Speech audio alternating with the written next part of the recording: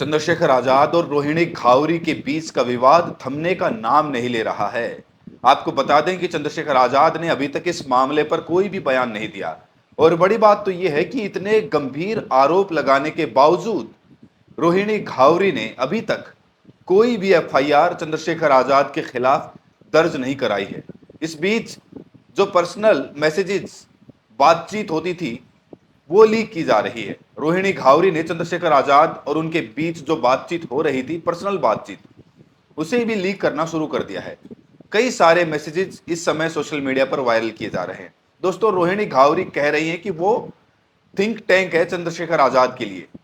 वो इनके लिए स्क्रिप्ट लिखा करती थी, स्पीचेज लिखा करती थी, रूपरेखा तैयार करती थी कि कैसे चंद्रशेखर आजाद को आगे बढ़ना है। लेकिन इनके बयान में एक विरोधाभास देखने को मिल रहा है। वो विरोधाभास क्या है मैं आपको बताऊंगा, लेकिन जो पर्सनल मैसेजेस लीक हुए वो आपको दिखाना चाहता हूं। मैंने कहा कि ये चंद्रशेखर आजाद के लिए थिंक टैंक होने का दावा कर रही है। ये 2021 में जब इनकी मुलाकात हुई, जून 2021 में, तो सितंबर का इनका एक मैसेज वायरल हो रहा है जिसमें रोहिणी घावरी चंद्रशेखर आजाद को प्रधानमंत्री पद की शपथ कैसे ली जाती है इसे वो रटा रही थी। यहां आप देख सकते हैं, लिखा है कि मैं चंद्रशेखर आजाद रावण संविधान की शपथ लेता हूं। मैं विधि द्वारा स्थापित भारत के संविधान के प्रति सच्ची श्रद्धा और निष्ठा रखूंगा। जैसे भारत के प्रधानमंत्री शपथ लेते हैं, ये शपथ यहां पर रोज दोहराई जा रही थी। इसको लेकर रोहिणी ने कहा है कि आसान है औरत के चरित्र पर सवाल उठाना, लेकिन औरत का समर्पण भी देखो। जो लड़की 2021 से रोज सुबह चंद्रशेखर आजाद को प्रधानमंत्री पद की, यहां तो लिखा है संसद की शपथ दिला रही थी, लेकिन वो जो शपथ है वो प्रधानमंत्री पद की शपथ कैसे ली जाती है वो वहां वायरल की जा रही है। लेकिन यहां पर लिख रही है कि संसद की शपथ दिला रही थी, ये सोचकर कि एक दिन इनका सपना जरूर पूरा होगा। और इन्होंने ये भी एक खुलासा किया है कि जो नगीना सीट है, इन्होंने ही नगीना से चंद्रशेखर आजाद के लिए चूज की थी। दोस्तों, यहां जो भी बात सामने आ रही है वो एक तरफा आ रही है। जो कुछ आरोप है वो एक तरफा है। चंद्रशेखर आजाद ने अभी तक इस मामले पर कुछ भी नहीं बोला है। कहा जा रहा है कि चंद्रशेखर आजाद तभी बोलेंगे जब रोहिणी घावरी एफआईआर दर्ज कराएंगे। कोर्ट में ही चंद्रशेखर आजाद की लीगल टीम जवाब देगी। लेकिन अभी तक रोहिणी घावरी ने केस दर्ज क्यों नहीं किया, यह भी बड़ा सवाल है। दोस्तों, चंद्रशेखर आजाद पर पिछले दिनों मायावती जी ने आरोप लगाया था कि चंद्रशेखर आजाद जैसे लोग बसपा को कमजोर करने में लगे हुए हैं। तो क्या सिर्फ चंद्रशेखर आजाद ही बसपा को कमजोर कर रहे हैं? रोहिणी घावरी का क्या इसमें कोई भी रोल नहीं है? रोहिणी घावरी ने कभी भी नहीं कहा चंद्रशेखर आजाद से कि चंद्रशेखर आजाद, जो आप ये पार्टी बना रहे हैं, पार्टी क्यों बनाई? पहले से हमारी पार्टी है। लेकिन अब रोहिणी घावरी जो चंद्रशेखर आजाद को खुद आगे बढ़ा रही थी, स्ट्रेटेजी बता रही थी, रणनीति तैयार कर रही थी कि हमने बहुत सारा काम किया, मेहनत की। पहले इन्हें बहन जी की याद नहीं आई, अब इनको बहन जी की भी याद आ रही है। ये कह रही हैं कि बीएसपी के समर्थकों का हमें पूरा समर्थन हासिल है। जैसे बहन जी के जो समर्थक हैं वो मेरा फुल सपोर्ट कर रहे हैं। मैं जब से लिखना शुरू किया है मेरे पास हजारों लोगों के फोन आ। वहीं जो बीएसपी के समर्थक हैं वो रोहिणी घावरी से इस समय सहानुभूति जता रहे हैं। ये भूलकर सहानुभूति जता रहे हैं कि ये वही रोहिणी घावरी हैं जो चंद्रशेखर आजाद को पैरेलल, बीएसपी के पैरेलल, मायावती जी के पैरेलल खड़ा करने की कोशिश कर रही थी। लेकिन अब रोहिणी घावरी बहन जी को याद कर रही हैं, बहन जी से न्याय की गुहार लगा रही हैं कि बहन जी के जो समर्थक हैं वो हमें समर्थन करें। दोस्तों, रोहिणी घावरी ने अभी तक न जाने कितने चैनलों पर इंटरव्यू दिया है और मैंने कई सारे चैनलों पर उनका इंटरव्यू देखा है, लिखा है, नोट किया है, वीडियो भी रिकॉर्ड किया है। इनके दो बयान मुझे बड़े हैरान करते हैं। अपने इंटरव्यू में रोहिणी घावरी कहती हैं कि चंद्रशेखर ने मुझे आंदोलन से निकालकर फेंक दिया। ये बिल्कुल बर्दाश्त नहीं किया जाएगा। मैं तो चंद्रशेखर के आंदोलन को मजबूत करना चाहती थी।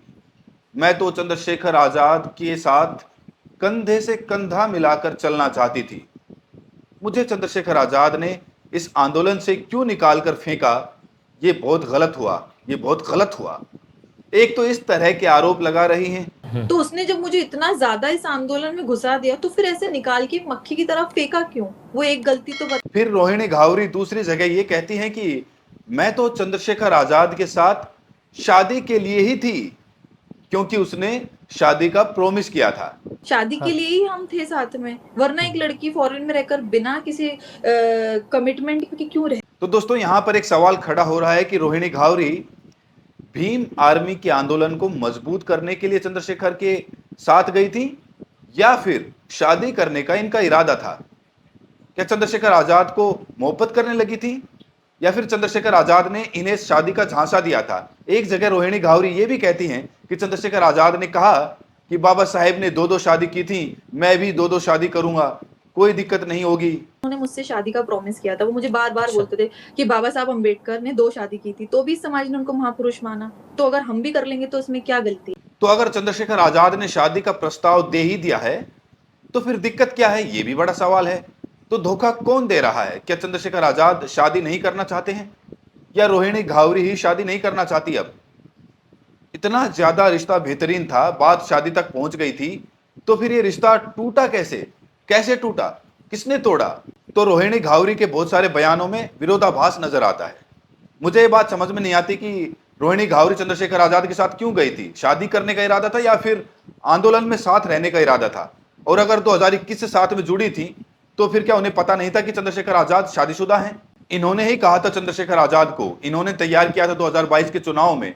इनका ही दावा है कि आप योगी के खिलाफ चुनाव लड़ो। तो जब आदमी चुनाव लड़ता है, एफिडेविट बनता है, उसमें सारी चीजें क्लियर हो जाती हैं, किसके पास कितनी संपत्ति है, इसकी शादी हुई है कि नहीं हुई, ये सब क्लियर हो जाती हैं। तो 2022 में ही कायदे से रोहिणी घावरी को पता हो जाना चाहिए था कि चंद्रशेखर आजाद शादीशुदा हैं। क्या वहां पर इन्हें नहीं पता चला? ये कह रही है कि मुझे बाद में पता चला।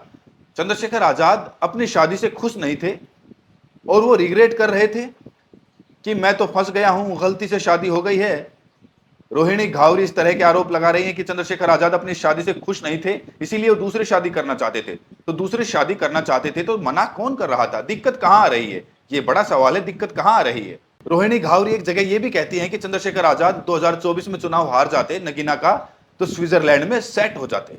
रोहिणी घावरी ये भी कह रही हैं कि वो चंद्रशेखर आजाद को स्विट्जरलैंड से गिफ्ट भेजा करती थी क्योंकि चंद्रशेखर आजाद के पास पैसे नहीं थे। इस व्यक्ति को मैं टी शर्ट, जैकेट, सारी चीजें, शूज, वॉच स्विट्जरलैंड से सब भेजती थी उसकी गरीबी देख। दोस्तों अगर इस पूरे केस को समेटा जाए तो 4 गंभीर आरोप रोहिणी घावरी ने लगाए। रोहिणी घावरी का सबसे बड़ा आरोप यह है कि चंद्रशेखर आजाद ने उन्हें धोखा दिया, उनके साथ शोषण किया, ये उनका आरोप है। उनका दूसरा आरोप है कि चंद्रशेखर ने बहुत सारी लड़कियों के साथ गलत किया। उनका तीसरा आरोप है कि चंद्रशेखर आजाद भ्रष्टाचार में शामिल थे, उनके पास नोटों से भरा बैग पहुंचता है। चौथा बड़ा आरोप है कि चंद्रशेखर आजाद युवाओं को मुकदमे में फंसा देते हैं। बड़ा सवाल यहां पर यह भी खड़ा होता है कि चंद्रशेखर आजाद ने युवाओं को मुकदमे में कब से फंसाना शुरू किया? 2021 से, 2022 से, 2023 से, 2024 से, ये अब तक कहां थे इस मामले पर? और नोटों से भरा बैग मिला तब इन्होंने क्यों नहीं खुलासा किया? 2024 का जब चुनाव चल रहा था तब इन्होंने अपना मुंह क्यों नहीं खोला? ये बड़ा सवाल है। और आज इन्हें बहन जी याद आ रही हैं। भाई अगर कोई लड़की किसी नेता को बीएसपी के खिलाफ ही तैयार कर रही है तो क्या वो बहन जी की नजर में कसूरवार नहीं होगी? आज जब अपने पर आई तो बहन जी के समर्थक याद आ रहे हैं। तो बड़ा सवाल यहां पर यह है कि रोहिणी घावरी ने अब तक केस दर्ज क्यों नहीं कराया? रोहिणी घावरी वीडियो में यह भी कहती है कि चंद्रशेखर आजाद ये भी कहते हैं कि मैं बड़ी ईमानदार थी, बहुत अच्छे से काम करती थी। चंद्रशेखर आजाद ये क्यों बोलेंगे जब तक आप केस दर्ज नहीं कराएंगी? चंद्रशेखर आजाद क्यों बोलेंगे? चंद्रशेखर आजाद ने अब तक इसमें एक भी बयान नहीं दिया और जानकारी मिल रही है कि बयान सीधा कोर्ट में दिया जाएगा अगर केस दर्ज हुआ तो। अगर केस दर्ज नहीं हुआ तो ये केस ऐसे ही चलता रहेगा, इसका कोई मतलब नहीं रह जाएगा। वहीं रोहिणी घावरी अब कह रही हैं कि अब मैं पूरी जिंदगी अविवाहित रहूंगी, कभी भी शादी नहीं करूंगी। इनकी उम्र 30 से 31-32 साल बता रही हैं और स्विट्जरलैंड में रह रही हैं, नौकरी कर रही हैं। ये कह रही हैं कि चंद्रशेखर आजाद की सैलरी अगर 1,38,000 है तो हमारी सैलरी चंद्रशेखर आजाद से दुगनी है। मतलब इनकी सैलरी अभी 3 लाख रुपए पर मंथ होगी, ऐसा हम कह सकते हैं। दोस्तों कहा जा रहा है कि अगर रोहिणी घावरी चंद्रशेखर आजाद के खिलाफ केस दर्ज कराती हैं तो चंद्रशेखर आजाद की मुश्किलें बढ़ सकती हैं, उनकी सांसदी जा सकती हैं, उनकी मुश्किलें बहुत ज्यादा बढ़ जाएंगी। तो क्या रोहिणी घावरी चंद्रशेखर आजाद को माफ करेंगी या फिर वाकई उनके खिलाफ एक्शन लेंगी? ये बहुत बड़ा सवाल है। बहरहाल इस वीडियो में इतना ही। ये जो केस सामने आया चंद्रशेखर आजाद और रोहिणी घावरी का, इसके बारे में आप क्या सोचते हैं? कमेंट सेक्शन में जरूर अपनी राय बताएं। बहुत बहुत शुक्रिया।